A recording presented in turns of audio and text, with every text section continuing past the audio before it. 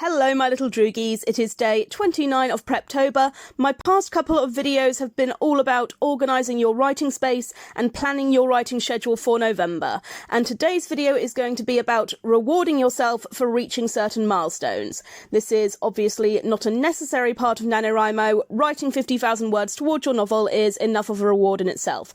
But it is a very fun idea that some NaNoWriMo participants like to do in order to make the NaNoWriMo experience even more enjoyable. So what I'm going to do right now is show you guys a little video I made where I am showing off all of the presents that I got myself for Nano and giving you a little clue as to what each present is going to be. Hey guys, non-animated Avery here, got my Halloween nails on because Halloween is awesome. So here are all the rewards that I have got myself for every 10k milestone that I reach throughout the month of NaNoWriMo. Yes, I actually bought presents and wrapped them up for myself. I am incredibly sad and pathetic, but I don't care, it makes me happy. So I'm not going to open the presents until I reach those milestones, but I will give you guys a vague little idea of what's inside. So this first present here I will open when I reach 10k. It is some kind of NaNoWriMo related merch. This one here for 20k is something edible, something very, very tasty, because I deserve it for doing so much writing. This third present here for 30k is a book that I have been planning on reading but have never quite gotten round to it. This 40k present here is just something that I have wanted for myself for a very long time. It's quite expensive, but I decided to splash out and treat myself to something nice, and I figured it would make a really good incentive for completing the 40k goal. I cannot wait to open it. And then finally, this 50k present is actually something for the channel, for when NaNoWriMo is over and I can take a little break from writing and focus on some reading and reviews. Not going to give you guys any other clue what it might be, you will just have to wait and see.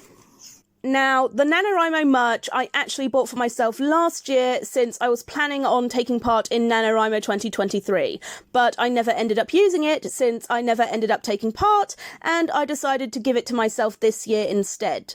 Will I be buying myself any of this year's merch? No, because with everything that is going on with the NaNoWriMo organisation, I do not particularly want to support them financially until I start seeing some kind of improvement in the company and how it treats its users and its volunteers.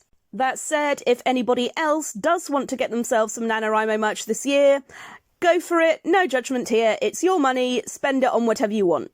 So, what happens if I don't actually reach all of my goals during NaNoWriMo? Well, I am not planning on throwing all those lovely expensive presents away, so my plan is, if I do not make those writing goals over the month of November, it is okay, I will just carry on over to the next few months.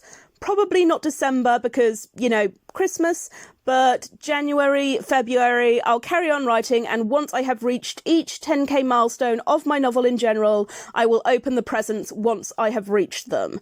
Hopefully I will reach those goals relatively quickly because the presents are awesome and I want to open them. So I definitely encourage you guys to get yourself at least 5 different milestone rewards to help keep you motivated to get the writing done and to also serve as a reward for doing such a great job. You definitely deserve it. Those rewards can be anything. Books make a great reward since if you're into writing, you probably enjoy reading as well. Something to eat, something to wear, something to do, places you can go. If you've got any hobbies like board games or computer games, those will work as a great reward. Probably best to leave those rewards towards the end, as you will probably want to play them as soon as you get them, which will of course take time away from your writing. Now, what if you are on a pretty tight budget and can't really afford to splash out on fancy rewards for yourself? No problem, there are plenty of low budget or even free alternatives.